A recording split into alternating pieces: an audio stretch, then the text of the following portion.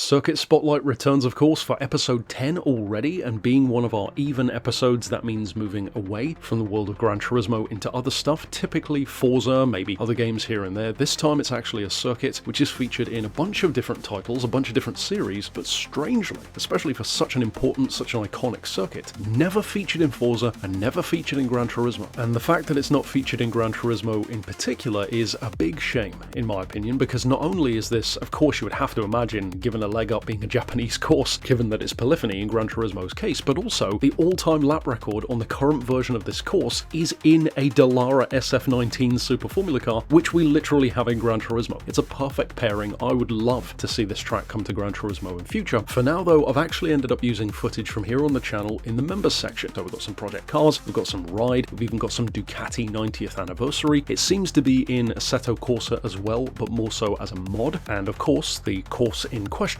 is Sportsland Sugo. This is a 50-year-old circuit at this point. It was opened in 1975. It can seat 50,000 people. In fact, the actual land surrounding this circuit covers 2.1 million square meters. It is an enormous location. And one of the things which I actually didn't know about this course prior to researching for the video was it's actually owned by Yamaha. It's located in the Miyagi prefecture of Japan and is classified as a grade 2 course by the FIA. As I said, it was opened in 1975 and it's not all that big of a course. In fact, in its original form it was even shorter, about 2.6 kilometers, so 1.6 miles. In its current form it's 3.7 kilometers long, that's about 2.3 miles, with the motorcycle variation, which of course you'll see here in Ride, with one notable change being that little kink in the final long curve coming up to the home straight, making it a little bit longer and adding about 3 extra turns, technically speaking. Incidentally, the motorcycle variation is 3.737 kilometers long. In car form, you're looking at 12 turns, in motorcycle form, 15 turns, and in its original form, that 2.6 kilometer circuit, 6 turns. So a much more simplified course. It currently hosts a wide variety of events, road racing, motocross, trials, even karting as well. It currently still features Super GT, Super Formula, Super Taiku, Super Bikes. It's featured D1 drift events in the past as well. From 1988 to 2003, it was a featured circuit in the Superbike World Championship. It's been used in the Porsche Carrera Cup as well, the F4 Series Japan, and again in the past it was featured in the Ferrari Challenge Japan, the All Japan Sports Prototype Series, the Japanese Le Mans Challenge. As I alluded to right at the start of the video, the all-time record, at least in its current form, which funnily enough was set not too long ago in 2020, was with the Dallara SF19 with a 1 minute 6.350. In comparison, the GT1 record was set by none other than Ralf Schumacher in a McLaren F1 GTR, and that was a 123.862. The motorcycle record on that 15-turn variation was set in a BMW M1000RR, which was a 128.1, and in its older form from 1975 through to 1986, the record back then was unsurprisingly a Porsche 962 Group C car with a 47.1 second lap record. But again, that is the 6-turn variation of the course. In terms of the kind of circuit this is and how often it pops up, I don't play quite as much Project Cars as I do the Ride series in particular, and this is definitely a course which you do see pop up quite a bit. I could definitely see it being, for some people, maybe a bit overused in the career mode of the Ride series, but for me, it's gone from a circuit wherein I didn't really care about it. It's not that I didn't like it, I was just like, oh yeah, it's another course to drive on in career mode here and there. But over time, something about it has really grown on me. It's a very, very flow-friendly course, and although you could argue that about pretty much any circuit, I think you know what I mean. There are certain courses which really feel rewarding in terms of that flow from corner to corner, keeping up a high average speed, depending on the vehicle, maybe learning to not use your brakes at all in certain sections or on certain corners. It's got a nice little S-bend relatively early in the lap, which of course I'm always a fan of against the AI because they never take S-bends with chicanes properly, so you can always either make up a lot of ground or leave them standing through those kind of corners. And for a circuit of its size, it's actually got a pretty nice straight section as well, leading into a modest hairpin at the end. I wouldn't say that any of the corners here are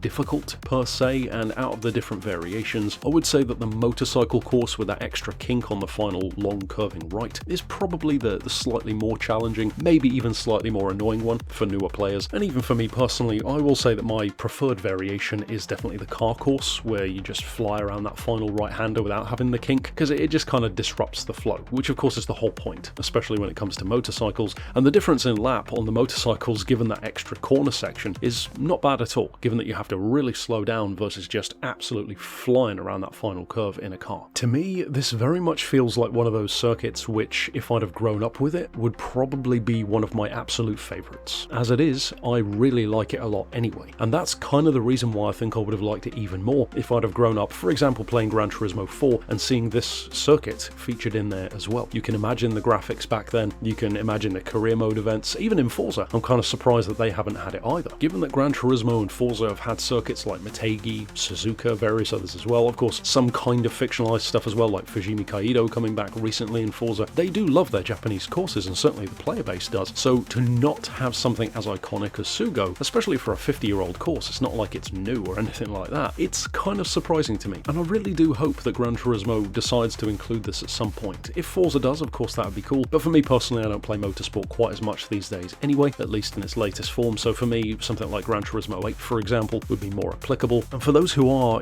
exclusively Gran Turismo players who maybe don't play Ride or Project Cars or whatever else, it could be your introduction to this circuit, and I feel like for many, it could end up being one of the courses that you really, really love. One of my favourite things was, of course, way back now, seeing Road Atlanta finally arrive in Gran Turismo, and all of that love which I've had for Road Atlanta, not just from, of course, Panor's involvement and Le Mans, that kind of stuff, but also because of years of using it in Forza and having so much fun there. To see people fall in love with this new circuit for Gran Turismo players, I feel like a similar thing could happen here if it were to debut in Gran Turismo or Forza, and that would be really fun to see, because this course is quick, it's fun, you can use it in a wide variety of races from road cars all the way to the top tier. In terms of our favourite corners or sections of the track, I would say for me, my favourite corner is probably, and we'll show a map on screen for reference, probably the High Point corner, I think, on the very right hand of the track. You've got two almost square turns right after that S-bend, where, as I said, you can make up some good ground, and right before that long straight section. The reason why I like the High Point turn, and by extension the Rainbow corner as well, but not quite as much, is because of how important this corner is. The High Point corner dictates so much of the flow from this point onward on the lap. If you get this turn wrong and, for example, run too wide, maybe even not off course but just throw off your racing line, it immediately affects your trajectory out of the Rainbow corner, which in turn affects your run down the straight and thereon. It's a relatively simple turn, but a really important one when you consider the knock-on effect that it has throughout the rest of the course. If you were less familiar with the track, is this one that maybe you would like to drive on or ride on? And of course you can do so fairly easily. If you've got a PS5, for example, why not grab one of the older ride games? You can still download them all on the PS5 and have some fun, maybe even in Project Cars or whatever else as well. That's it for my thoughts on Sugo. I'd love to hear yours down below if you're an existing fan, or maybe if the circuit was new to you today,